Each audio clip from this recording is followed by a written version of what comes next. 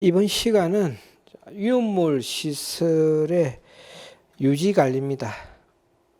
법 제14조, 그러니까 제3장에 지금 보면은 14조부터 19조 자체 소방대까지의 어떤 규정이 되어 있습니다. 그 중에서 14조 위험물 시설의 유지 및 관리에 대해서 보겠습니다.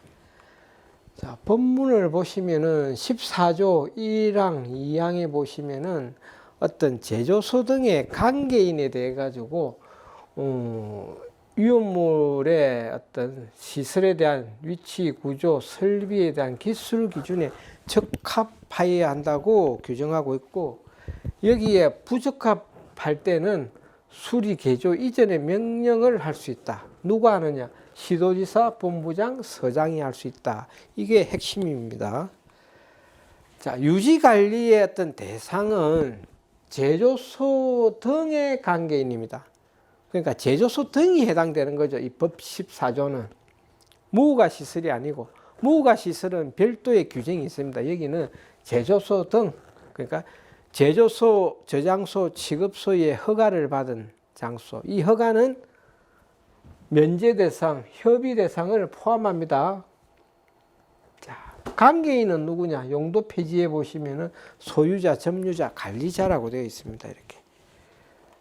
다음에 의무가 뭐냐? 그러면은 시설에 대한 기술 기준을 준수해라는 겁니다.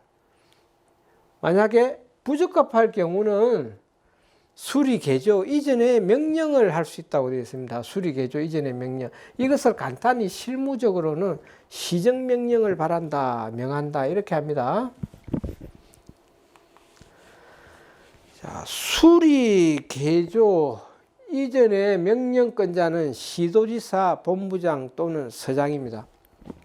이것은 권한을 위임시킨 게 아니고 각각의 고유 권한입니다. 시도지사, 본부장, 서장 누구든지 간에 위험물 시설의 유지 관리의 상태가 부적합하면은 자기의 고유 권한으로 명령을 할 수 있다는 겁니다. 그리고 명령의 위반은 이 법에서 명령이 들어가거나 어떤 출입 검사 등의 어떤 감독에 관한 내용이 나오면은 다 어떤 명령적인 부분에 보면은 1,500만 원 이하의 벌금입니다. 나중에 보시면 한 3개 정도가 1년 이하의 징역 또는 1천만 원 이하의 벌금이라고 그렇게 되어 있습니다. 그건 딱 3가지 뿐입니다. 명령 감독권에 해당되지만은 청장의 권한이 들어가는 거 2개와 또 긴급 또 사용 정지 제한 명령, 그건 긴급하기 때문에 그 3가지 정도가 조금 1년 이하의 징역 이렇게 1천만 원 이하의 벌금으로 이렇게 상량 조정이고, 나머지는 다 명령이 들어가면 1,500만 원 이하의 벌금이라고 생각을 하시면 됩니다.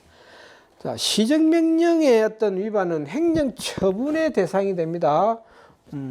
우리가 그 사용정지, 허가의 취소와 사용정지 편에서 아마 여러분들 학습을 하셨을 겁니다. 그래서 이 부분은 설명을 생략토록 하겠습니다.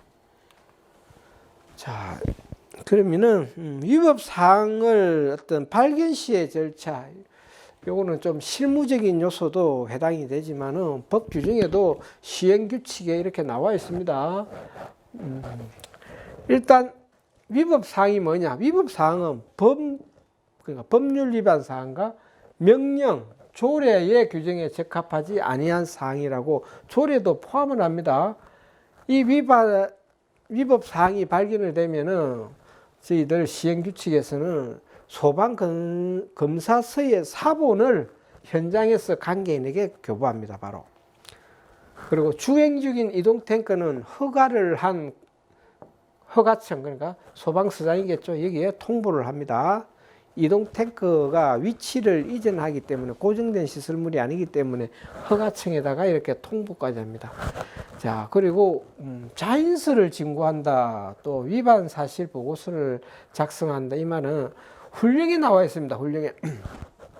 좀 실무적인 요소지만은 알고 계셔야 됩니다. 이런 위법 사항이 있으면은 자인서를 요구하는데, 이 자인서는 징구를 강제할 수는 없습니다. 헌법상에 자기한테 불리한 진술을 하지 않는다는 그런 헌법상의 규정이 있기 때문에 헌법이 최상위의 어떤 법이기 때문에 반드시 지켜야 됩니다. 이것은 요구는 하지만은 그것을 강제로 징구할 수는 없습니다.